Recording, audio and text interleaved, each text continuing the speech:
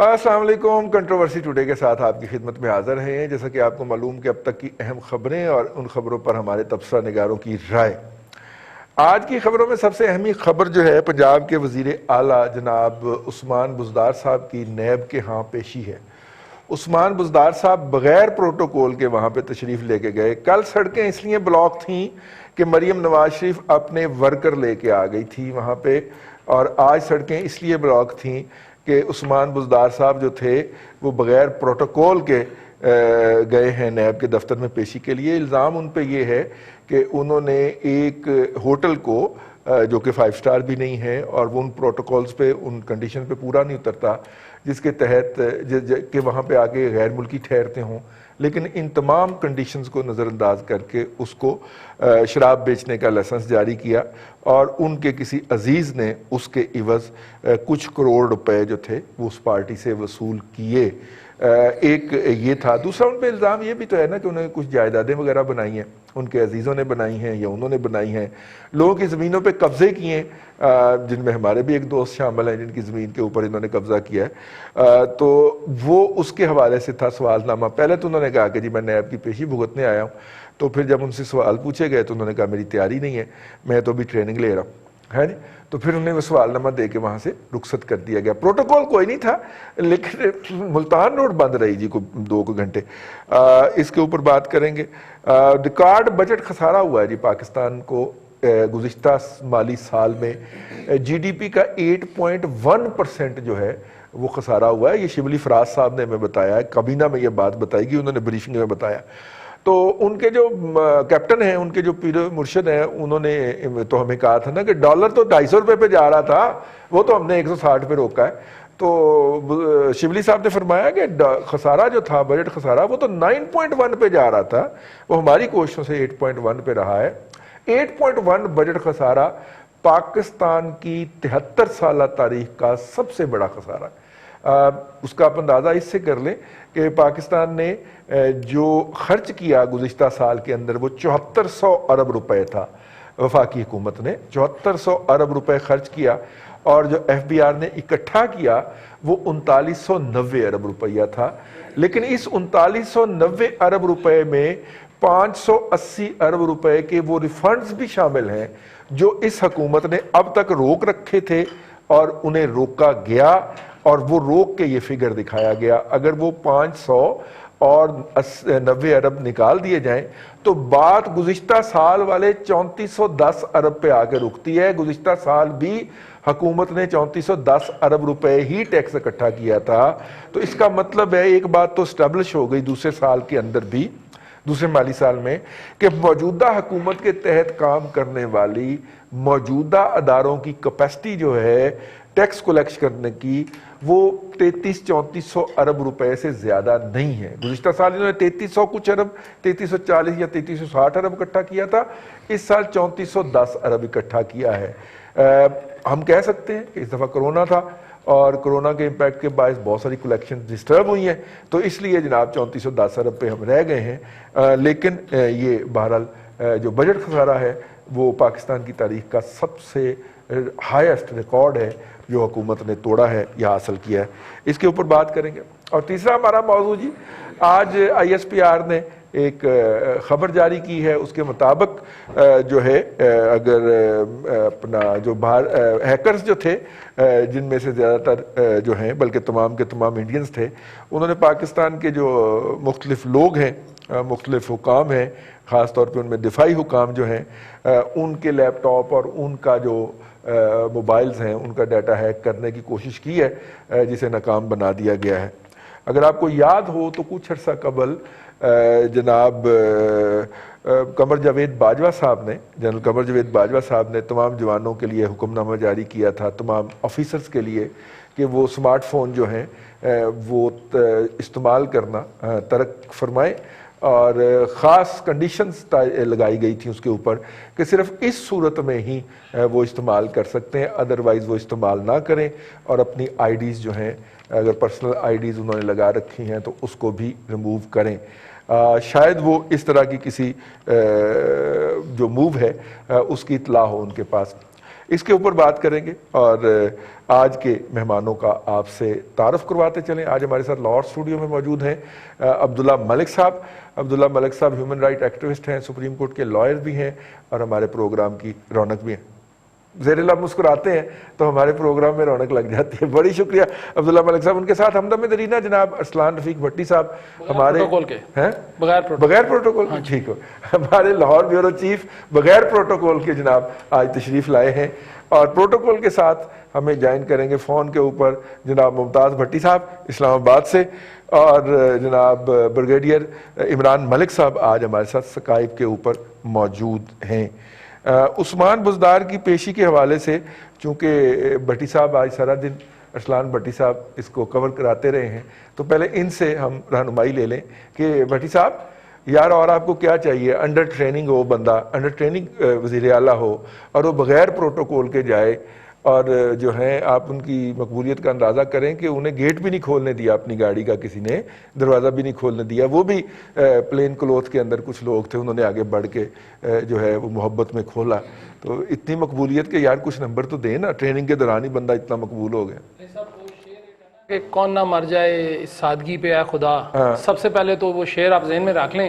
اب آگے چلتے ہیں, اس سادگی پہ کون نہ مر جائے اے خدا. ہاں جی, یہ اب دیکھیں نا کہ وہ سادہ آدمی ہے, سادی طبیعت ہے. انہوں نے کہا کہ ایک وہ ان کا کیس آیا, انہوں نے جانا ہے. کل گزشتہ روز مریم بی بی گئی تھی. شاید ہو سکتا ہے گورنمنٹ کے کچھ لوگ یہ سوچ رہے ہوں کہ بیلنسنگ ایکٹ کے طور پہ اس کو رکھا جائے تو چلیں کوئی گزارا ہو جائے گا. کچھ جو تنقید جو عالمی ادارے کر رہے ہیں نیب کے اوپر وہ شاید کچھ کم ہو جائے. اور کل کے جو واقعہ ہوا ہے اس کے بعد عالمی اداروں نے حکومت کے خاصے لتے لیے ہیں. بہرحال ہم واپس آ جاتے ہیں پاکستان میں. تو صبح جناب وہ اپنی رہائش گاہ جو کلب روڈ ہے وہاں پہ بغیر پروٹوکول نکلے. ظاہر ہے وہ انہوں نے گیٹ نہیں کھولا, انتظار کرتے رہے, آ کے رکے تو بندہ پیچھے کھڑا تھا, اس نے آ کے گیٹ کھولا تو اندر بیٹھ گئے, تشریف رکھ لی. اس کے بعد چلے تو جناب مال روڈ پہ ٹریفک بند تھی, پروٹوکول نہیں تھا, یہ بات ذہن میں رکھ لیں. پروٹوکول تو نہیں تھا جی. پھر نہر سے نکلے ہیں, ساری نہر سائڈیں نیچے اوپر سے, ایون انہوں نے نیچے انڈر پاس سے گزرنا تھا, اوپر سے بھی ٹریفک بند تھی. میں بھی اس میں ایک دفعہ ایک جگہ پہ میں بھی پھنس گیا مال سے آگے جا کے. کوئی بات نہیں, پروٹوکول نہیں تھا. غصہ کڈن دے. اچھا نہیں, دیکھیں میں یہ بات بالکل مانتا ہوں کہ ان کے ساتھ کوئی پولیس کی گاڑی نہیں تھی. ہاں پولیس کی گاڑیاں کچھ آگے نکل گئی تھیں, کچھ ان کے پیچھے تھیں, خاصے فاصلے پہ رکھی ہوئی تھیں کہ ان کو حفاظتی ایک حصار بنایا ہوا تھا جس کے تحت ان کو گزار دیا گیا کہ ان کے وہ پیچھے رک گئیں. کچھ دیر بعد جا کے جو ٹھوکر نیاز بیگ کا پل تھا, جو ٹھوکر نیاز بیگ کا برج تھا, اس کے پاس وہ گاڑیاں کچھ رکی ہوئی تھیں پولیس کی, جو تھانے لگتے تھے ان ساروں کی پولیس وہاں پہ موجود تھی. لیکن عثمان صاحب جو ہیں وہ اکیلے ہی نیب آفس پہنچے, وہ اندر گئے, 2 گھنٹے وہ تفتیش ہوئی. اب آپ خود سوچ لیں کہ ان سے کیا تفتیش کی ہوگی انہوں نے. ایک لائسنس کا مسئلہ تھا, ایک ان کے رشتہ دار ہیں جو آپ نے شروع میں بتایا, ان کے ناموں پہ جائیدادیں لی گئی ہیں یا قبضے ہوئے ہیں مبینہ طور پر. انہوں نے کہا بڑے سادگی سے جواب یہ دے دیا کہ جی مجھے تو اس کا پتہ ہی نہیں ہے, میں تو بھول چکا ہوں. انہوں نے کہا جی یہ سوال نامہ دے رہے ہیں آپ کو, یہ آپ جا کے فارم بھریں اور 18 تاریخ تک دوبارہ جو ہے نا کر کے آئیں. لیکن ذہن میں بچا لیں وہ نکلے, کوئی پروٹوکول نہیں تھا, لیکن ادھر ٹھوکر کے ارد گرد تمام سڑکیں اس وقت بند تھیں. جب وہ ٹھوکر سے نکل کر اس برج پہ چڑھے ہیں تو برج سے آگے تک یعنی مال روڈ تک ٹریفک جو تھی وہ بند تھی, پروٹوکول نہیں تھا. بالکل درست ہے, آپ نے بالکل درست فرمایا رئیس صاحب کہ واقعی نہیں تھا, لیکن یہ پروٹوکول کے زمرے میں تو آتا ہی نہیں ہے. یہ تو عوام بیچارے پاگل ہیں جو کھڑے ہو جاتے ہیں, ان کو تو چاہیے اوپر نیچے سے گزر جایا کریں. اور اگر وہ برج کے نیچے سے گزر کے جس راستے سے گئے تھے اسی راستے سے وہ واپس آئے ہیں, برج کے نیچے سے یعنی انڈر پاسز جس کا افتتاح میاں شہباز شریف کرتے رہے ہیں, جس پہ تنقید بھی وہ سہتے رہے ہیں بہت لمبی چوڑی, تو ان کا وہ پروٹوکول کے بغیر جو ہے جی وہ سفر مکمل ہوا, ان کو سوال نامہ دے دیا گیا. اور جو نیب کی اندرونی کہانی سامنے آئی ہے وہ ٹوٹلی فرق ہے کہ انہوں نے کہا جی کہ ہم ان سے پوچھتے تھے کہ جناب یہ بتائیے گا آپ نے لائسنس کیسے جاری کیا, انہوں نے کہا مجھے تو پتہ ہی نہیں میں نے کیسے جاری کر دیا. انہوں نے کہا جی کہ یہ آپ نے جو جائیدادیں ہیں, انہوں نے کہا جی میں تو تیاری کر کے نہیں آیا آج سارا دن.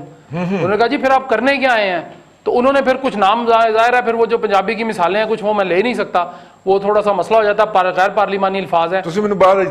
جی ٹھیک ہے, وہ پھر وہ پھلوں کا بادشاہ ہوتا ہے نا جی ایک, تو وہ بھی ہوتا ہے بیچ میں. پھر تو انہوں نے کہا پھر آپ کرنے کیا آئے ہیں یہاں پہ, تو انہوں نے کہا جناب یہ سوال نامہ لے جائیں اور 18 تاریخ کا واپس تشریف لائیں, ہمیں جواب دیں تاکہ ہم پتہ تو چلے نا ہم کر کیا رہے ہیں. تو دیکھیں سادہ طبیعت کے آدمی ہیں, ان کو سوال کرتے تھے, وہ کہتے تھے کہ میں تو سادہ آدمی ہوں, اور یوٹی جو ہوتے ہیں جو آپ نے کہا انڈر ٹریننگ, وہ بالکل ٹریننگ لے رہے ہیں, ان کو ٹریننگ ہوتی جائے گی. ظاہر ہے ابھی تو 2 سال ہی ہوئے ہیں, کون سا کو بگڑ گیا پنجاب کا حال. بھٹی صاحب جتنی وہ وارداتیں ڈال رہے ہیں وہ ٹریننگ میں پتہ چلتا ہے ہمیں. جی نہیں صاحب ٹریننگ میں ہی بندہ غلطیاں کرتا ہے نا جی. جو ہاں گھاگ آدمی ہوتا ہے وہ تو پہلے دن سے ٹریننگ شروع کے ہو جاتا بغیر ہے. ترقیاں نہیں کرتا. بھٹی جی صاحب جی نے جی ہمیں جوائن کر لیا جی, ممتاز بھٹی صاحب نے. جی رضوان صاحب. جی بھٹی صاحب, جی نیب نے جو اعلامیہ جاری کیا اس کے مطابق اس کیس کے 2 وعدہ معاف گواہ بھی ہیں. ایک جو ہیں وہ سی ایم آفس میں پائے جاتے ہیں اور ایک ایکسائز اینڈ ٹیکسیشن کے دفتر میں ہیں. اب یہ جو پورا آج جو سین ہے, ہم اس کو فیس ویلیو پہ لیں گے ایز اے آبزرور, یا ہم اسے کہیں گے کہ یار یہ کی چولا مارنڈے؟ دیکھیے رضوان صاحب, یہ تو ایک کیس ہے, کیسز کافی ہیں اور ہم بڑے عرصے سے ایک چیز کا ذکر کرتے آ رہے تھے, اور بھی بہت ساری چیزیں ہیں. ایک ماموں بھی ہوا کرتے تھے جو بیوروکریٹ بھی تھے, اور انہوں نے بھی سوسائٹیوں کے ساتھ جو کچھ کیا وہ بھی, جب دیکھیں چیزیں نکالنی ہوں تو جب تک چلتا ہے تو چلتا ہے, جب نہیں چلتا ہے تو پھر اسی طرح چلتا ہے جیسے آپ چل رہے ہیں. تو ہم دیکھیں چیزیں بہت ساری ہیں, کوئی ایک نہیں ہے, اور بول بان کے اندر کافی معاملات جو ہیں وہ بول ہوئے ہیں. اب بول معاملات کا اگر نوٹس لے لیا جائے تو آئی تھنک کہ یہ حتمی نتیجے تک معاملہ جائے گا, اور ان کے لیے مشکل ہو جائے گا اپنی وہاں پہ سسٹین کرنی, کیونکہ چیزیں جینون کافی اور بھی موجود ہیں. جہاں تک یہ والا ہے تو یہ زیادہ اس لیے کلیئر ہو گیا کیس میں 2 وعدہ معاف گواہ جو ہیں وہ اپنی اسٹیٹمنٹ بھی شاید لکھوا چکے ہوئے ہیں جو ہماری اطلاع ہے اس کے مطابق, اور تفتیشی افسروں کو. تو اس کے بعد ان کو بچانا جو ہے, یہ ان کو جب پہلے بتایا گیا تھا 2 نام, اگر آپ کو یاد ہو اس پروگرام میں نے کہا تھا کہ عمران خان صاحب کو ایک میٹنگ میں جس میں 5 پہلے لوگ سے فیصلہ کہا ہوا. گیا تھا کہ ان 2 سے ایک بیوروکریٹ ہے اور ایک یہ صاحب ہے کہ ان کی وجہ سے مسائل پیدا ہو رہے ہیں, اور ان کو سائڈ لائن کیا جائے اور ان کے ڈلیور کرنے والا جو شخص ہے اس کو لگائیں تاکہ عوام کو پنجاب کے اندر ریلیف مل سکے. صورتحال خراب ہو چکی ہے گورننس کی. میرے خیال اچھا بھٹی صاحب ایک بات بتائیے گا, یہ فردوس عاشق عوان صاحب کی بھی پرچی جو تھی وہ روحانی تھی بنی گالا سے, اور ان کی بھی پرچی روحانی ہے بنی گالا سے, تو کیا روحانی قوتیں کمزور ہو رہی ہیں؟ ان پہ بھی مشکل وقت آ گیا نا. روحانی پہ جب سوانی قوتیں پڑتی ہیں تو روحانی قوتیں آگے پیچھے ہو جایا کرتی ہیں. دیکھیں فردوس عاشق عوان کا معاملہ جو ہے, جو وہ کیس تھا جو ان کے اوپر بنایا گیا اور جس کی آڑ میں ان کو فارغ کیا گیا, اس کے اندر اس انکوائری کے اندر کوئی چیزیں جو ہیں وہ اس طرح سے, اور بعد میں ان کو شرمندگی کا سامنا کرنا پڑا, لیکن مقصد ان کو ریموو کروانا تھا, اور 2-4 لوگوں نے پی ایم آفس کے اندر طے کر لیا تھا کہ ان کو ریموو کرنا ہے اور اس طریقے سے کرنا ہے. ان کو ریموو کر دیا گیا. بعد میں وہ کیس آپ دیکھیں اس کیس کے اندر سے کچھ نہیں نکلا, اس لیے وہ انکوائری آگے چل ہی نہیں سکی. جو انہوں نے انفارمیشن کے افسروں کو کمیٹی بنا کے جو ان سے لکھوانا تھا وہ لکھوا لیا, لیکن فیکچوئل گراؤنڈ اس کے علاوہ تھی, تو اس وجہ سے وہ معاملات آگے نہیں چل سکے. ممتاز صاحب کے حوالے سے معاملات کافی ہیں. ایک تو یہ معاملات جو اس کیس کے حوالے سے ہیں, کچھ اور بھی چیزیں ہیں جن کے حوالے سے باقاعدہ کمپلینٹ ہوئی ہے اور چیزیں جو ہیں وہ پیش کی گئی ہیں کہ یہ معاملات ہیں جی ان کے. تو اب دیکھتے ہیں کہ یہ کس طرح سے کلوزنگ ہوتی ہے, لیکن پنجاب کے اندر تبدیلی جو ہے وہ ناگزیر نظر آ رہی ہے, اور اس کی وجہ یہ کیسز نہیں ہے بلکہ وہ ڈلیوری ہے اور وہ بیڈ گورننس ہے جو گلزار صاحب کی ہوتے ہوئے جو ہے وہ پنجاب کے عوام کو ملی ہے. اور اگر خدا نہ خواستہ اگر یہ مونسون کے جو معاملات ہیں اور کرائسس آگے سیلاب والا بنتا ہے تو اس میں یہ پوری طرح جو ہے وہ گورنمنٹ پنجاب ایکسپوز ہو جائے گی, اور اس کے لیے یہ بوجھ اٹھانا جو ہے وہ ممکن نہیں رہے گا. بالکل ٹھیک. بریگیڈیئر عمران صاحب, ایک کل کی پیشی تھی اور ایک آج کی پیشی ہے, کیسے دیکھتے ہیں ان دونوں کو اور ان کا کیا کمپیریزن کریں گے آپ؟ اس میں رئیس صاحب پہلے تو بہت نوازش کہ آپ نے پروگرام میں شامل کیا, مگر یہ بہت سیریس ایشو ہے جس کو ہم شاید اتنا سیریسلی نہیں لے رہے. جیسے آپ کو شاید معلوم ہے کہ میں بھی ایسی جگہ پہ نوکری کر چکا ہوں جہاں پہ میں سیکیورٹی اور پروٹوکول کے لیے ذمہ دار تھا. میں M S Rao prime minister کا, جمالی صاحب کا. تو جو سٹاف ہوتا ہے اس کی ذمہ داری ہوتی ہے کہ وہ جو بھی ان کا وی آئی پی ہے، چاہے پرائم منسٹر ہو یا چیف منسٹر ہو، اس کی سیکیورٹی اور پروٹوکول کا وہ ذمہ دار ہوتا ہے. ایک بات تو ہمیں اس میں بالکل فیور ہونا چاہیے. اور اس کے اوپر ایک بلو بک ہے، آپ اس کی خلاف ورزی نہیں کر سکتے، اور نہ ہی پرائم منسٹر خلاف ورزی کر سکتے ہیں، نہ ہی چیف منسٹر خلاف ورزی کر سکتے ہیں.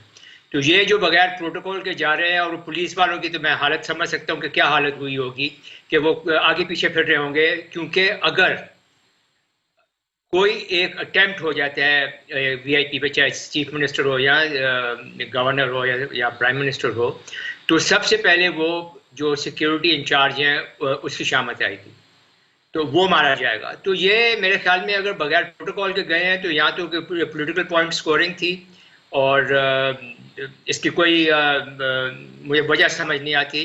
اور میں حیران اس بات پہ ہوں کہ ان کی جو سیکیورٹی اور پروٹوکول کے جو آفیسرز ہیں، انہوں نے انسسٹ نہیں کیا کہ جی آپ بغیر سیکیورٹی کے اور پروٹوکول کے نہیں جا سکتے. یہاں پہ میں ایک بات واضح کر دوں کہ سیکیورٹی اور پروٹوکول میں بہت فرق ہے. پروٹوکول تو یہ ہو سکتا ہے کہ آپ کے آگے پیچھے 2-4 گاڑیاں ہوں اور آپ کی لائٹیں آف ہو جائیں ساری ٹریفک کی، اور آپ آرام سے گزر جائیں، وہ پروٹوکول کے طور پہ آپ دیکھ سکتے ہیں. سیکیورٹی کا مطلب یہ ہے کہ آپ نے یقین کرنا ہے کہ جو بھی آپ کا وی آئی پی جو ہے اس کے اوپر اس کو کوئی گزر نہیں پہنچتی ہے، وہ بالکل محفوظ رہتا ہے. تو یہ جیسے ان کے سیکیورٹی ڈیٹیلز نے جو ان کو الاؤ کیا اس طرح سے جانا، میرے خیال میں بہت ہی غلط کیا ہے.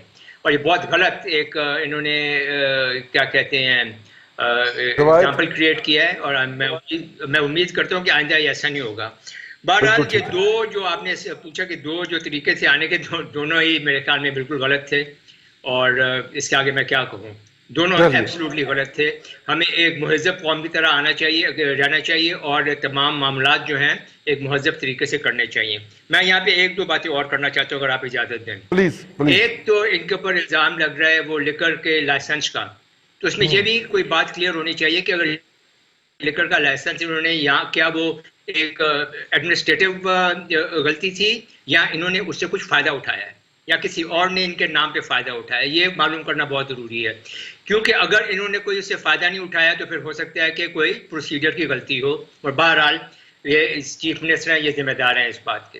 دوسری بات جو چل رہی تھی کہ وہ پراپرٹیز وغیرہ کی یا کہیں قبضہ کیا گیا ہے یا پراپرٹیز بنائی گئی ہیں، تو یہ ظاہری بات ہے اس کا ثبوت آنا چاہیے اور ثابت ہونا چاہیے کہ انہوں نے واقعی یہ کام کیا ہے. اور اگر یہ کام کیا ہے تو پھر اس میں کوئی گنجائش نہیں رہ جاتی. جتنا بڑا آدمی ہو، جتنا بڑا عہدہ ہو، اتنی ہی زیادہ اس کی ذمہ داری ہے کہ وہ ایک ایسا اگزامپل سیٹ کرے پوری قوم کے لیے کہ ساری قوم اس کی طرف دیکھے، جیسے انگریزی میں کہتے ہیں لک اپ ٹو ہیم، اور اس کو فالو کرے. ہمارے انفارچونیٹلی جتنے بھی ہمارے آئے ہیں لیڈرز، وہ اپنی جیبیں بھرتے رہے ہیں، اور ہمارے جو نیچے سے لوگ ان کو دیکھتے رہے ہیں. اتنے اونچے پیڈسٹل پہ وہ ہمارے لیڈرز رہے ہیں کہ جو لوگ ان کو دیکھتے رہے ہیں انہوں نے یہی سمجھا ہے کہ یہ جو کر رہے ہیں وہ صحیح ہے، اور نیچے کے لیول کے لوگوں نے بھی وہی کام کرنا شروع کیا ہے. تو میرے خیال میں اب اس سلسلے کو ختم ہو جانا چاہیے، اور ایک آدھ ایگزامپل ضرور بننا چاہیے. اور اگر یہ ثابت ہو جاتا ہے تو میرے خیال میں عمران خان صاحب کو ایک اچھے لیڈر کی طرح، جہاں پہ وہ جزا یعنی کہ ریوارڈ کرنے میں بہت تیز ہیں، وہاں پر سزا دینے میں بھی ان کو بالکل ہچکچاہٹ نہیں ہونی چاہیے. تو یہ ایک ٹرننگ پوائنٹ ہے پی ٹی آئی کے لیے بھی اور عمران خان صاحب کے لیے بھی. وہ بالکل جینوئن فیصلہ کرنا چاہیے انہیں، اور جب وہ فیصلہ کرتے ہیں تو اس بات کو مد نظر بے شک نہ رکھیں کہ اگر یہ تمام چیزیں لڑ سے صحیح ثابت ہو جاتی ہیں، یہ پراپرٹیز والی اور زمینوں والی، تو اس سے پی ٹی آئی کی خود کی کریڈیبلٹی صفر ہو جائے گی. بالکل صحیح. تو اس کو اپنے آپ کو بچانے کے لیے، اپنی کریڈیبلٹی کو بچانے کے لیے میرے خیال میں عمران خان کو بہت ہی ایک جسٹ، فیئر مگر امیڈیٹ ایکشن لینا پڑے گا. اس کے بغیر کام نہیں چلے گا. پرومپٹ ایکشن لینا پڑے گا. عبداللہ ملک صاحب، یہ پیشی آج سی ایم پنجاب کی، ظاہر ہے کہ وہ اگر بغیر پروٹوکول کے ساتھ جاتے تو پھر بھی ان پہ کرٹیسزم ہونا تھا. اب وہ بغیر پروٹوکول کے گئے ہیں، اور بھٹی صاحب جو ہیں ان کا جائزہ لے رہے ہیں، مزہ اڑا رہے ہیں، طنز کر رہے ہیں ان کے اوپر، تو پھر بھی ان کے اوپر کرٹیسزم ہے. ہم نیچرل وے کے اندر بہیو کرنا آتا نہیں ہے، ہمیں کر نہیں سکتے یا کرنا نہیں چاہتے. دیکھیے پہلی بات تو یہ ہے کہ یہ چیز معنی خیز نہیں ہے کہ وہ پروٹوکول کے ساتھ گئے ہیں یا وداؤٹ پروٹوکول ہیں. اصل بات تو یہ ہے کہ ان پر ایلیگیشن کیا لگا ہے. ایلیگیشن بڑی سیریس نوعیت کے ہیں, اور آپ کو یاد ہوگا کہ عمران خان صاحب کی جو ساری کی ساری کمپین تھی وہ کرپشن کے خلاف تھے.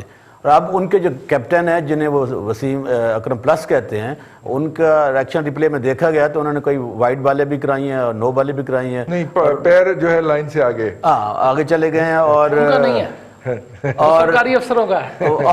اور ان کے جو فیملی کے ٹیم کے ممبران ہیں انہوں نے بھی کئی کیچ چھوڑے ہیں اور رن آؤٹ انہوں نے بھی چھوڑے ہیں. تو یہ جو ایلیگیشن ہے جو بڑے سیریس نوعیت کا ہے. اب میرا خیال ہے کہ نیب سے پہلے عمران خان صاحب کو خود اداروں کی سے تحقیقات کرنے کے بعد وسیم اکرم پلس صاحب کو کہہ دینا چاہیے تھا کہ گڈ بائے, آپ پہ ایلیگیشن ہے, آپ اسٹیپ ڈاؤن کریں, اور جب تک ایلیگیشن ریموو نہیں ہوتے آپ ایز اے چیف منسٹر کام نہ کریں. میرا خیال ہے یہ اخلاقیات کا تقاضا تھا, اور ان کی لیڈرشپ اور ان کا جو ویژن ہے اور ان کی جو ایک کمپین ہے کرپشن کے خلاف, اگر اس پہ وہ ایکشن لے لیتے تو میرا خیال ہے کہ آج پاکستان کے عوام ان کو اچھی نگاہ سے دیکھتی ہے, اور ان کی وہ غلطیاں جو انہوں نے 2 سالوں میں کی ہیں شاید ان کو بھی اگنور کر دیتے.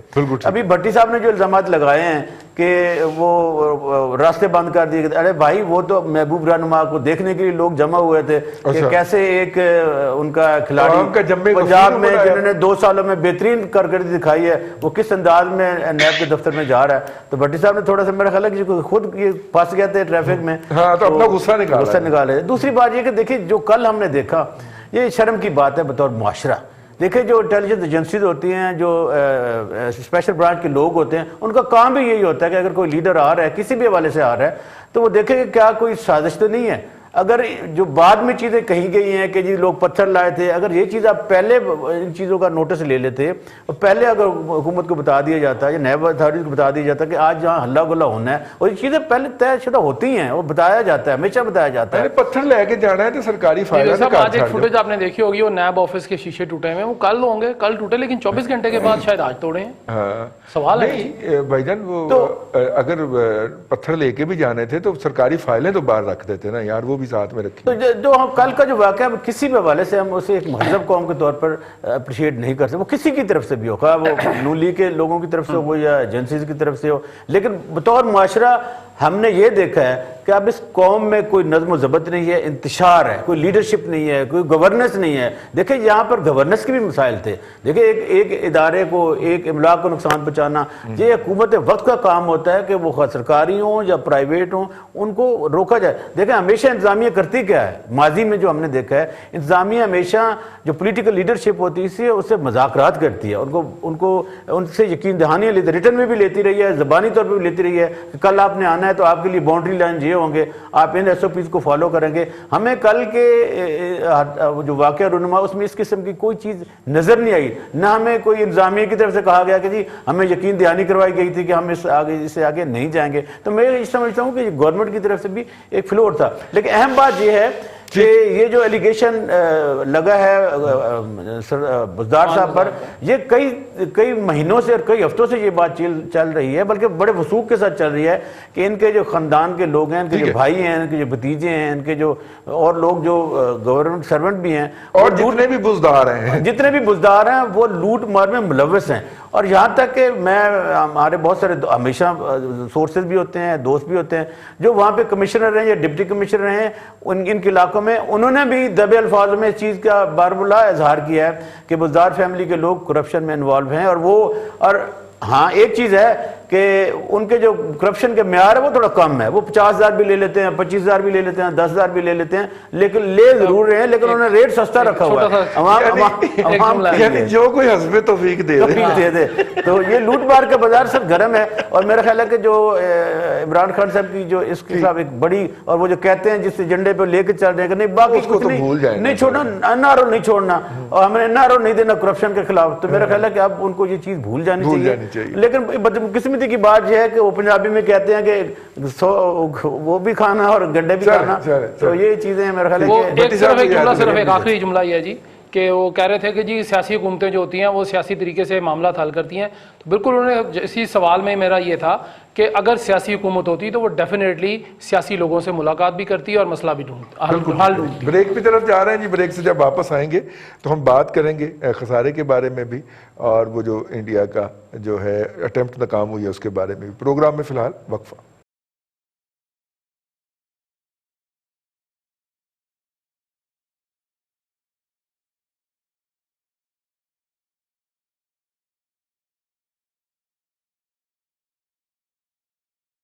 ویلکم بیک کنٹروورسی ٹوڈے کے اندر ہم آپ سے مخاطب ہیں اور آج ہم ڈسکس کریں گے جو ریکارڈ خسارہ ہوا ہے. میں انٹرو میں بتا چکا ہوں بھٹی صاحب, ممتاز بھٹی صاحب, یہ ہمارے جو ہیں شبلی فراز صاحب ان کی پریس کانفرنس ہے, اس کے اندر انہوں نے جو ہے یہ جو خسارہ ہوا ہے جو کہ 73 سال کی تاریخ میں پہلی مرتبہ ہوا ہے, اس پہ بھی ہمیں کہا ہے کہ خوشیاں منائیں کہ اس سے زیادہ بھی ہو سکتا تھا, اس سے زیادہ بھی تباہی آ سکتی تھی.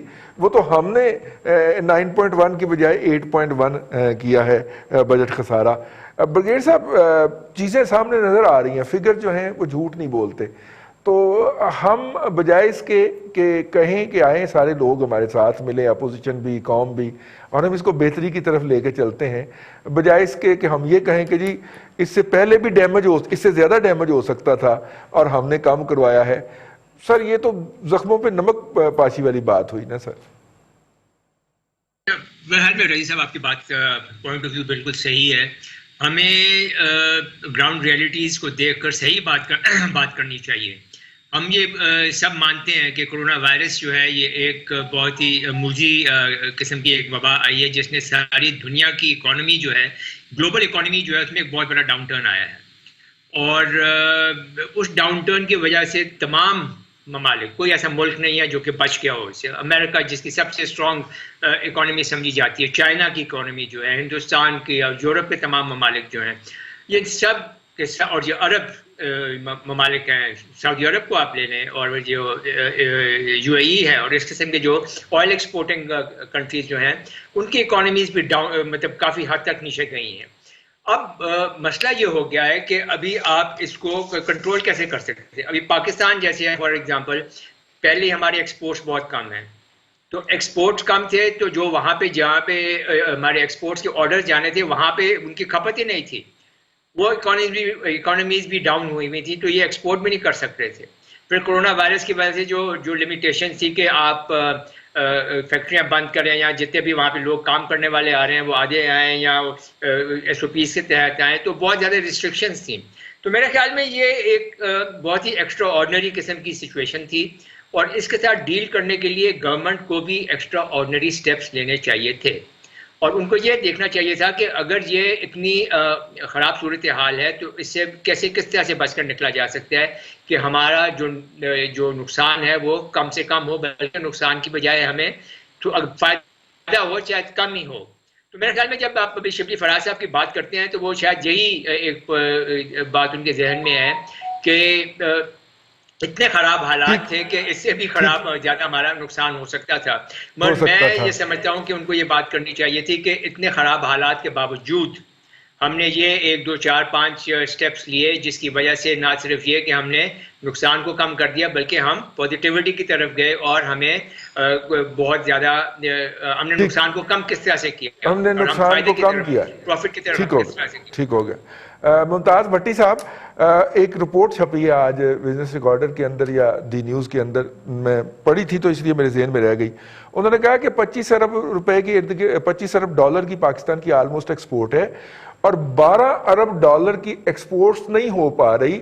نمبر 1, ایکسپورٹر کے پاس جو ہے وہ اطلاعات نہیں ہے اس ایکسپورٹ کے بارے میں. یہ اس حکومت کے دور میں جو کہ آئی ہی اطلاعاتی مینورنگ کے نتیجے میں ہے, جو کہ سوشل میڈیا کے اوپر اپنی وہ مینورنگ کے نتیجے میں آئی ہے نا, تو وہ کہہ رہا ہے جی لوگوں کے پاس اطلاع نہیں ہے. نمبر 2, ٹرانسپیرنسی نہیں ہے پاکستان کے ایکسپورٹس کے معاملات کے اندر.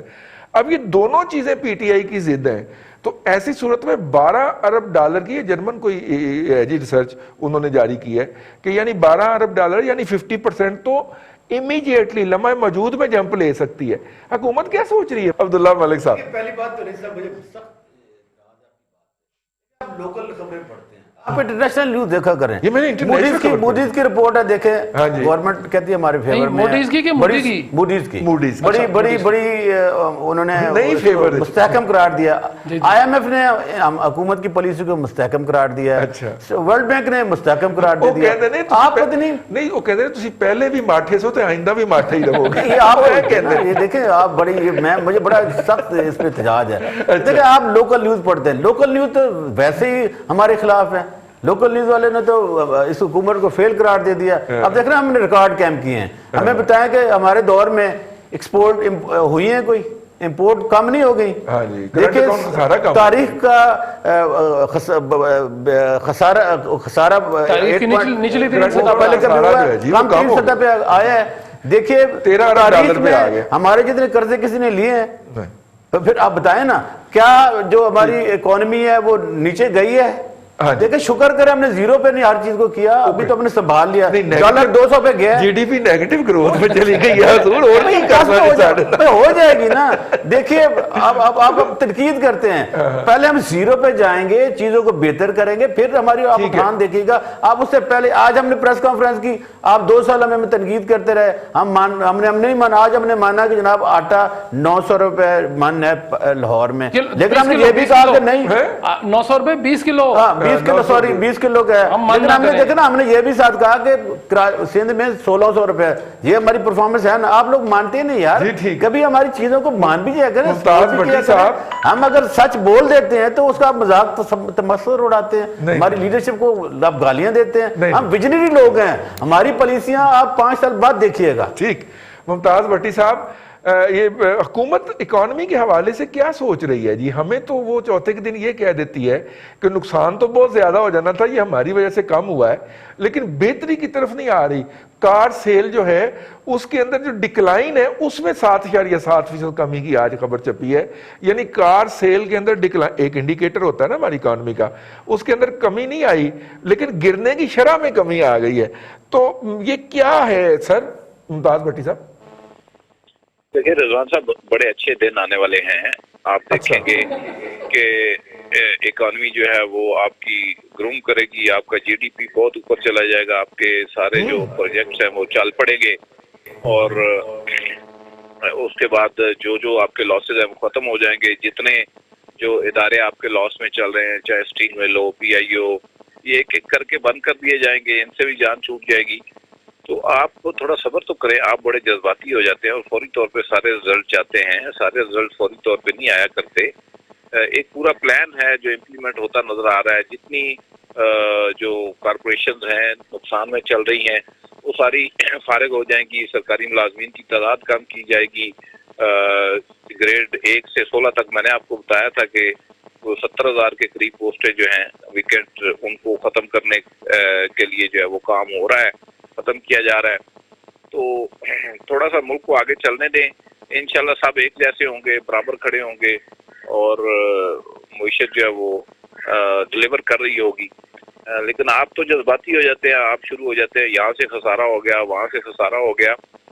ये तो आपको और मुझे वैसे ही पता है, पूरी दुनिया, पूरे पाकिस्तान को पता है कि कोई चीज नहीं चल रही, ना सनत चल रही है। नहीं सर, भट्टी साहब BRT चलने वाली है सर, उन्होंने अनाउंस कर दिया, BRT चलाने लगे, कल चलने लगी। ना ज़राअत में कुछ हो रहा है, ना सनत में हो रहा है, ना ही SME जो है बंद होती जा रही है, बल्कि जो सूरत हाल पैदा हुई है। तो इसके बावजूद अगर दावा ये है कि नहीं सब ठीक हो जाएगा, तो आपको और मुझे यकीन रखना चाहिए और इसके ऊपर सब्र करना चाहिए। इंशाल्लाह ठीक हो जाएगा, डोंट वरी। बिल्कुल ठीक है जी, इंशाल्लाह ठीक हो जाएगा। देखिए इंडिया ने बताई थी सितारे जमीन पर, हमारे मिनिस्टर हवाबाज ने बनाई त्यारे जमीन पर, और देखे मेरे कप्तान ने बनाई सारे जमीन पर। आप अप्रिशिएट करें यार टैलेंट को। भट्टी साहब मुबारक हो यार, BRT चल पड़ी है। BRT चलेगी तो हमारी ऑरेंज मेट्रो जो बन के खड़ी हुई है वो चलेगी ना, तो चले मुबारक हो, BRT चलने लगी है, उसके बाद शायद हमारी भी सुनी जाएगा। बिल्कुल ठीक है रईस साहब, दुरुस्त बात है कि BRT ज़ाहिर है अल्लाह अल्लाह करके अब चलने लगी, उसको चला लें, लेकिन वो अब पेशावर के जो लोग हैं उनको कुछ लोग शर्तें लगा रहे हैं कि नहीं चल सकनी, वो कह रहे हैं, वो शर्तें उस पर लगी, बड़े पैसे लगाए हैं लोगों ने उस पर, वो बाकायदा शर्तें लगा रहे हैं जी कि वो 2-4 दिन चलेगी। आई वॉश है, 14 अगस्त आई है, इन्होंने चलानी थी, ये देख लीजिएगा 5-7-10 दिन के बाद। चूंकि देखें रईस साहब, ये हुकूमत कहती है कि हम सब्सिडी नहीं दे सकते, तो ट्रांसपोर्ट, पब्लिक ट्रांसपोर्ट पूरी दुनिया में, वो अमेरिका में चलती है या वो पाकिस्तान में चलती है या इंडिया में चलती है या जहाँ भी चलती है, वो सब्सिडी के बगैर नहीं चल सकती। तो सब्सिडी अगर इन्होंने नहीं देनी तो फिर तो वो नहीं चलेगी। और रहेगी बात ऑरेंज लाइन की, तो ऑरेंज लाइन जो ट्रेन है जी, उसका अक्टूबर का कोई फिर डेट इन्होंने दी है कि जी हम तब चला लेंगे। لیکن اس کو بھی چلا لیں, کوئی بات نہیں, سبسڈی تو دینی پڑے گی جی, اس کے بغیر تو گزارا نہیں ہے. اور تیسری بات جو آپ اکانومی پہ لے کے جا رہے ہیں, بار بار ان کو کہہ رہے ہیں جی کہ 8 پہ روک دی یا 9 پہ روک دی. رئیس صاحب دیکھیں انہوں نے کچھ تو روکا ہے نا. اب شبلی صاحب فائنلی آج مان گئے ہیں کہ جی پنجاب میں آٹا 960 روپے 20 کلو ہو گیا ہے, ہم 860 پہ رٹر لگائی ہوئی تھی, اور سارا ملبہ سندھ پہ جو ہے نا وہ حالانکہ یہ بھی جھوٹ ہے, بھٹی صاحب بتا رہے 1450 جی روپے. جی بالکل ایسے ہی ہے. وہ 1400 انہوں نے کہا جی کہ سندھ کے میں جو دکاندار ہے نا وہاں پرچون فروش, انہوں نے یہ کہا جی کہ 1400 سے 1700 تک ہے. جی پنڈی سندھ میں ڈال دیا ہم نے. وہ نیا نقشہ ہے جو کہ جرمنی اور وہ کیا جاپان کی سرحدیں تھیں وہ مل سکتی ہیں, تو پھر پنڈی سندھ میں چلا گیا ہوگا جی. کوئی پتہ تھوڑی ہے, حکومت کا کسی وقت بھی ترمیم کر سکتے ہیں. بالکل ٹھیک. مسئلہ صرف اتنا ہے کہ اگر ہم صرف عوام کو صحیح سچ بتا دیں کہ جی ہمارے سے یہ کام غلط ہو گیا, یہ ہم ٹھیک کرنے جا رہے ہیں, آپ ہمارا ساتھ دے دیں, عوام ڈیفینیٹلی ان کا ساتھ دے. بالکل ٹھیک ہے. میں اگر میٹرو کو بی آر ٹی کو سبسڈی دینی پڑتی ہے تو میں اس کا آسان طریقہ بتا دیتا ہوں. اسد عمر صاحب نے ٹوبیکو انڈسٹری سے جو ٹیکس وصول کرنے کا فارمولہ دیا تھا, اس کے تحت 60 ارب روپے جو تھے وہ زیادہ وصول ہونے تھے. پھر قومی اسمبلی کے سپیکر صاحب جو ہیں وہ درمیان میں آئے, اور وہ جو 2 منسٹر فارغ کیے گئے تھے نا کے پی کے میں چیف منسٹر سے لڑائی کے بعد, ان تینوں کا جو گینگ وجود میں آیا, اس نے اسد عمر صاحب کا وہ والا جو تھا جو انہوں نے فنانس منسٹر کے طور پہ فارمولہ دیا تھا وہ سکریپ کروا دیا. اس وقت 70 ارب روپے سالانہ کی چوری ہے کے پی کے کی ٹوبیکو انڈسٹری کے اندر. وہ چوری ختم کر دیجئے, سبسڈی دینے کے آپ قابل ہو جائیں گے بی آر ٹی کو. پروگرام میں فی الحال وقفہ.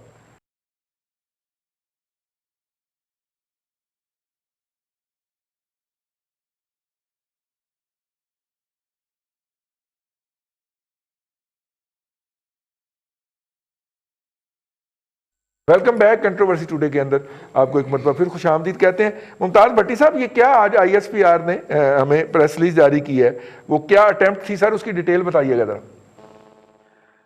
دیکھیں رضوان رئیس صاحب, پچھلے کچھ عرصے سے اٹیمپٹس ہو رہی تھی مختلف جو ویب ہے پاکستان کی, حتیٰ کہ پی ٹی وی سپورٹس کی ویب تک کو ہیک کیا گیا, اور مختلف اداروں کی ویب کو ہیک کیا گیا, کچھ کے اوپر اٹیمپٹ کی گئی. اسی طرح یہاں سے موبائل ڈیٹا جو ہے وہ مختلف اہم شخصیات کا اور آرگنائزیشن کا جو کمپیوٹر ڈیٹا ہوتا ہے اس تک رسائی کی انڈینز کی طرف سے کوشش کی گئی. سائبر اٹیکس کیے گئے, اور سائبر اٹیکس جو ہے ان کا پھر پاکستان کی انٹیلیجنس نے سراغ لگایا. معلوم ہوا کہ انڈینز جو ہیں وہ ڈیٹا چرانے کے لیے اور حساس معلومات تک رسائی کے لیے جو ہے یہ سائبر اٹیکس کر رہے ہیں, اور اس کا پھر تدارک کیا گیا ہے.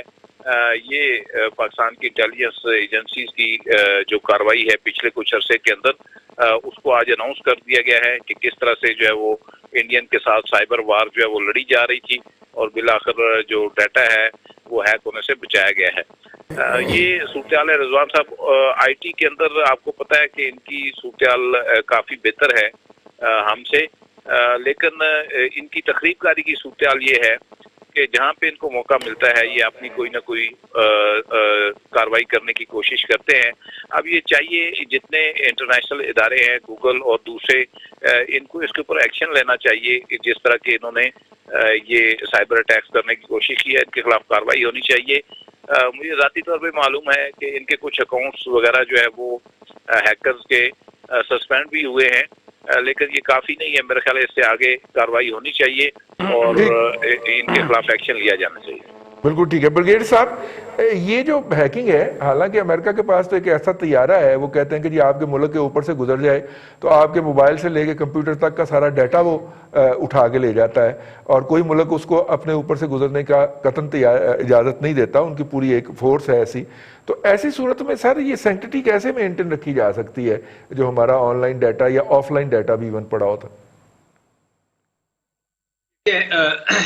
رئیس صاحب, ہمیں ابھی ایک بات کا احساس ہونا چاہیے کہ وارفیئر جو ہے وہ بالکل بدل گئی ہے. پہلے ہم بات کرتے تھے لینڈ, ایئر اور سی کی, army, air force, navy, 3 domain سے جنگ لڑنے کی. اب اس میں 3 ڈومینز اور آ گئی ہیں. ایک سائبر ہے, ایک اسپیس ہے خلا میں سے, اور تیسرا ہے الیکٹرو میگنیٹک اسپیکٹرم.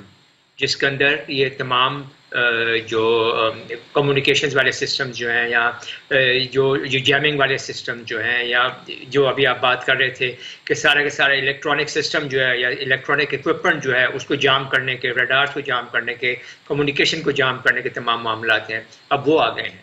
لوگ تو اب اس کو ہم کہتے ہیں الگوریتمک وارفیئر. یہ ایک نئی ابھی آپ سمجھیں قسم کی جنگ آ گئی ہے، اور یہ ہائبرڈ وار سے بھی ایک قدم آگے چلے گئے ہیں ہم. اور اس الگوریتمک وارفیئر میں جو چیز سب سے زیادہ کام کرے گی وہ ہے آرٹیفیشل انٹیلیجنس. اچھا یہ سب میں انٹرپشن کی معافی چاہتا ہوں، 27 فروری کو کیا ہوا تھا؟ ہم نے ان کو مطلب کہ الیکٹرو میگنیٹک میں مارا تھا؟ نہیں، اس میں صرف یہ تھا کہ آپ نے ان کی جو کمیونیکیشن تھی اس کو جیم کر دیا. اب جب جہاز ایک اڑتا ہے، ایک فائٹر جہاز جیٹ اڑتا ہے، تو وہ اس میں وہاں پہ اب فضا میں سڑکیں تو موجود نہیں ہیں یا کوئی ایسے سائن پوسٹر نہیں لگے ہوئے کہ اب میں نے یہاں سے ادھر جانا ہے یا وہاں سے وہاں جانا ہے. تو ان کے اپنے جو CNR والے ہیں، کنٹرول اینڈ ریڈار والے جو ہیں محکمہ جو ہے، وہ ان کو گائیڈ کرتا ہے. وہ بتاتا ہے کہ فلاں جگہ پہ دشمن کے جہاز آ گئے ہیں، آپ ابھی اس ڈگری پہ اتنی دور جائیں، اتنی ہائٹ پہ جائیں، پھر ٹرن کریں، پھر اتنی ڈگری پہ آئیں. اور وہ کوشش کرتے ہیں کہ ان کا اپنا جہاز جو ہے وہ دشمن کے جہاز کے مقابلے میں ایڈوانٹیجس پوزیشن میں آ کے دشمن کے جہاز کے اوپر حملہ کر سکے. تو یہ اس کی جو موومنٹ ہے، منوور جو ہے، اس کو اس پوزیشن میں لانے کے لیے یہ کنٹرول اینڈ ریڈار والے کرتے ہیں. تو اگر آپ ان کی کنٹرول اینڈ ریڈار والوں کے ساتھ بات چیت جو ہے وہ جیم کر دیں گے تو جو پائلٹ جہاز میں بیٹھا ہے اس کو کوئی ڈائریکشن نہیں ملے گی، اور وہ اندھا ہو جائے گا. اور اگر وہ آپ کی ساتھ میں آ گیا تو آپ نے اس کو پھر مار گرایا. اور یہی آپ کی ایئر فورس نے ابھینندن کے ساتھ کیا تھا اور وہ SU-30 والے کے ساتھ یہی کیا تھا. بالکل ٹھیک ہے. اگلی جو جنگ آ رہی ہے وہ ہے نو کانٹیکٹ وار. مطلب یہ تھوڑی زیادہ ایکسٹریم میں ہے، مگر اس کی طرف ہی ہم جا رہے ہیں کہ شاید اب ممکن یہ ہوگا کہ لوگ جو ہیں یا فوجیں جو ہیں آپس میں فزیکلی جنگ نہ لڑیں. الیکٹرو میگنیٹک اسپیکٹرم میں اور سائبر وارفیئر میں اور اسپیس کے تھرو ہی یہ تمام جنگیں لڑی جائیں. اور ابھی یہاں تک امریکنز کو تو ابھی فکر لگ گئی ہے کہ چائنا کے پاس شاید کوئی ایسا ایک وہ نیوکلیئر ویپن بھی ہے کہ اگر وہ فضا میں بہت اونچی فضا میں وہ اس کو ایکسپلور کریں تو اس کی الیکٹرو میگنیٹک پلس جو ہے جی کہ جہاں تک وہ جائے گی وہاں کے تمام الیکٹرانک سرکٹس جو ہیں وہ جلا کر راکھ کر دے گی اور کمیونیکیشن کو بالکل تباہ اور برباد کر دے گی. تو یہ جنگ کی جو ایک کیا کہنا چاہیے شکل ہے وہ بدل رہی ہے. اور یہ ہندوستان والے جو ہمارے ساتھ کر رہے ہیں یہ تو جنگ چلتی رہے گی. یہ سائبر وارفیئر جو ہے ہیک کرنا، ان کو بلاک کرنا، دوبارہ ہیک کرنا، بلاک کرنا، یہ چلتی رہے گی. اس میں کوئی اتنے پریشان ہونے والی بات نہیں ہے میرے. لیکن اس میں جو اچھی بات یہ ہے کہ وہ اس شعبے میں ہم سے ابھی بہت پیچھے ہیں اور ابھی تک وہ ہمارے قریب بھی نہیں پھٹکتے اپنا. اسی لیے کیا نام ہے عبداللہ ملک صاحب، میرا مطلب ہے کہ گوئنگ فارورڈ اگر یہ والی اس وار کے اندر آ گئے ہم تو کیسے دیکھتے ہیں؟ کانفیڈنٹ ہے نا؟ دیکھیں دنیا بڑی ڈیجیٹلائز ہو گئی ہے، بڑی سینسٹیو ہو گئی ہے، اور دنیا کے مختلف ممالک میں جو ہیکنگ ہے بطور سبجیکٹ پڑھایا جاتا ہے. لیکن اس کو یہ بھی پڑھایا جاتا ہے کہ آپ نے اس کو کیسے ڈیفینس کرنا ہے. یہ نہیں کہا جاتا کہ آپ نے جا کے اٹیک کر دینے. بطور انفارمیشن کے طور پر پڑھایا جاتا ہے. ہمارے یہاں بدقسمتی سے ہم تمام قوانین پر پابندی لگا دیتے ہیں. دیکھیں یہ 5th جنریشن وار ہے، اور جیسے کہ بریگیڈیئر صاحب نے کہا وہ صحیح کہہ رہے تھے. ہمیں اپنے آپ کو گفٹ کرنے کے لیے اپنے جو نوجوان نسل ہے اسے IT ٹیکنالوجی سے مسلح کرنا ہوگا، تبھی ہم ان چیزوں سے بچ سکتے ہیں. جیسے آج تو میں پہلے بڑا حیران ہو گیا تھا کہ جب خبر آئی اتنی بڑی گئی جی حملہ ناکام بنا، میں سمجھا کوئی کشمیر پہ پھر حملہ ہو گیا اور ہم نے ناکام بنا دیا ہے. اس قسم کے دیکھیے جب تک آپ اپنے آپ کو ڈیجیٹلی سیکیور نہیں کریں گے اس قسم کے حادثے تو ہوتے رہتے ہیں. مہذب ممالک میں ہوتے ہیں، امریکہ میں ہوتے ہیں، CIA کے چیزیں چرا لی جاتی ہیں. اب آپ کو اپنے ملک کو ڈیفنس کو اسٹرانگ کرنے کے لیے اپنے نوجوانوں کو پڑھانا ہوگا کہ آپ نے کیسے ان چیزوں کو سیکیور کرنا ہے. میں نے اپنے سسٹم کو کیسے سیکیور کرنا ہے، آپ نے اپنے سسٹم کیسے سیکیور کرنا ہے. تبھی، ادروائز تو دنیا ہماری چیزیں چرا کے لے جائے گی. کئی دفعہ ایسا بھی ہوتا ہے کہ آپ کے اکاؤنٹس کو چرا کے لے گیا یا کاپی کر لی گئی ہیں. یہ ہوتا ہے, چیزیں چلتی رہتی ہیں. ہمیں اپنے آپ کو بچانے کے لیے لوگوں کو آئی ٹی کی ٹیکنالوجی کی ترویج دینی ہوگی. دیکھیے نا, ہم سمجھتے ہیں کہ انڈیا ہم سے بہت آگے آئی ٹی کی ٹیکنالوجی, اس کے باوجود آپ نے جیسے ذکر کیا 27 فروری کا, ہم نے ان کا تیارہ بھی کرایا, ان کو چائے بھی پلائی. اب رفیل کے مقابلے میں سنا تو یہ ہے کہ ہم نے رافیل تو ہو گیا, پھر کینیا سے ہم نے پھر چائے کا آرڈر دے دیا ہے کہ اگر ان کے لیٹسٹ رافیل تیارے بھی آتے ہیں. اچھا, آپ نے 6 چائے کے کپ کا آرڈر دے دیا؟ جی بالکل دے دیا ہے. اور چینی ادھر کعوہ لے کے بیٹھے ہوئے, چینی کعوہ لے کے. تو کہنے کا مقصد یہ ہے کہ اب صرف جنگیں روایتی طور پر نہیں لڑی جاتی, ٹیکنالوجی کا بھرپور استعمال کیا جاتا ہے. وہی ملک ترقی کرے گا جس کی ٹیکنالوجی اسٹرانگ ہوگی. آپ F-35 لے آئیں, لیکن اگر اس کو پراپر گائیڈنس اور ویجیلنس حاصل نہیں ہے, اور وہ والی سپورٹ جسے برگیڈ صاحب نے ابھی الیکٹرو میگنیٹک اسپیکٹرم کہا ہے, چھوٹی سے اگر اس چھوٹی کے اندر جماعت وہ میں سائنس اور ٹیکنالوجی شامل کرنی چاہیے. بالکل ٹھیک ہے, اگر وہ اس طرح کوآرڈینیٹڈ نہیں ہے اپنی ٹیکنالوجی کے اندر. تو بٹی صاحب, ابھی برگیڈ عمران ملک صاحب نے فرمایا کہ نو کانٹیکٹ وار جو ہے وہ ہونے جا رہی ہے, وقت مختصر ہے. تو یار میں اس میں تجویز پیش کرنا چاہتا ہوں کہ دونوں طرف کی فورسز کو PUBG پہ لگا دیتے ہیں, جو PUBG پہ جیت جائے گا اس کا فیصلہ ہو جائے, نو کانٹیکٹ بھی رہے گا, اور میرا مطلب خون خرابہ بھی نہیں ہوگا, تباہی بھی نہیں پھرے گی. رئیس صاحب, اس میں بھی ہم جیت جائیں گے. ریزن اس کہ ہم تو بڑے اس کے فنیٹک ہو چکے ہیں اس گیم کے. ہم نے تو وہ مظاہرے شروع کر دیے تھے, خواتین نے بھی مردوں نے بھی. اور جو وار کی بات آپ کر رہے ہیں, دیکھیں جو ملک ہمارا میوزک چرا کر اپنا میوزک بنانے کی کوشش کر رہا ہے, تو اس کے پیچھے آپ کیا کہیں گے؟ رافیل گیا, اس کے ساتھ آپ جو مرضی کر لیں. ہمارا آئی ٹی سیکٹر ان سے بہت آگے ہے. گو کہ ان کا ویسے پھیلاؤ بہت زیادہ ہے, ان کی ڈیولپمنٹ ہمارے سے زیادہ ہوگی, لیکن جو ہماری ٹیکنیکل نو ہاؤ ہے وہ ہماری بہت زیادہ. 27 فروری کو انہیں بھولنا نہیں چاہیے کہ ان کے طیارے کو پتہ ہی نہیں چل رہا تھا کہ جانا کدھر ہے. وہ کہہ رہی تھی خاتون جو بیٹھی تھی کنٹرول روم میں, ابھی واپس آ جاؤ, اور ابھی سنتا تو واپس آتا نا. اب وہ واپس نہیں آ سکتا تھا, واپس تو اس نے آنا تھا واقعی بارڈر سے, کیونکہ ڈیسائیڈڈ تھا کہ جی وہ جب نیچے گرے گا پھر اس کو 2-4 اس کو گرم گرم چیزیں لگیں گی, پھر اس کو وہ بچائیں گے ہم اور لے کے آئیں گے. آج بھی یہی کچھ انہوں نے ISPR والوں نے یہ بتایا ہے کہ جی انڈیا مسلسل ہیکنگ کے اوپر رہتا ہے کہ کوئی نہ کوئی ڈیٹا مل جائے ان کو, کوئی ایسی چیز مل جائے, کوئی سیکرٹ انٹیلیجنس مل جائے, لیکن وہ بری طرح ناکام ہوتا ہے ہمیشہ. اور ان کو یہ باز نہیں آتی اور شرم نہیں آتی ان لوگوں کو کہ ایک دفعہ ناکام ہو گئے, 2 دفعہ ہو گئے, 3 دفعہ ہو گئے. ان کا چونٹی والا حال نہیں ہے کہ چونٹی وہ بار بار کر کے وہ چڑھتی تھی, ٹرائی اگین, ہم نے نظم پڑھی تھی. تو وہ بات یہ ہے کہ یہ ٹرائی اگین نہیں ہو سکتا. پاکستان بالکل ویجیلنٹ ہے. پاکستان کے چھوٹے سے بچوں نے یہ کام کیا تھا جو ریڈار ان کے جام کر دیے تھے. ان کو کم از کم اس سے سبق لے لینا چاہیے. اور ہمارا جو بھی چوری کرنا ہے وہ ہمارے سے, وہ آپ جس طرح آپ نے کہا نا جی PUBG گیم والا کر لیں اور اس پہ کھیل لیں, تو اس پہ بھی کھیل کے دیکھ لیں, ایک ٹرائی مار لیں, اس پہ بھی ہم ہی جیتیں گے ان سے. ہاں انشاءاللہ. اس میں ایک عبداللہ ملک صاحب, ہیومن رائٹس کے آپ بندے ہیں, میں نے اس لیے کہا کہ خون خرابے سے اور تباہی اور بربادی سے بچ جائیں, جو کرنا ہے PUBG پہ کر لیں. اب ہم صحیح کہہ رہے ہیں, لیکن دیکھیے ہمیں چھوٹی چھوٹی خوشی کو سیلیبریٹ کرنا چاہیے. اگر ہماری اکانومی بری ہے تو کیا ہوا, اگر ہم کرپشن کو نہیں روک پائے تو کیا ہوا, لیکن دیکھیں یہ تو ہماری کامیابی ہے نا, ہمیں ان اداروں کو تو سلام پیش کرنا چاہیے. ٹھیک ہے جی, بالکل جی, سلام ہے. اور آج کے پروگرام سے اتنا ہے. برگیڈیئر عمران ملک صاحب, بھٹی صاحبان اور جناب عبداللہ ملک صاحب, تمام صاحب کا بہت شکریہ. آج کے پروگرام سے اتنا ہی, کل پھر آپ کی خدمت میں حاضر ہوں گے. اپنا خیال رکھیے گا. اللہ حافظ.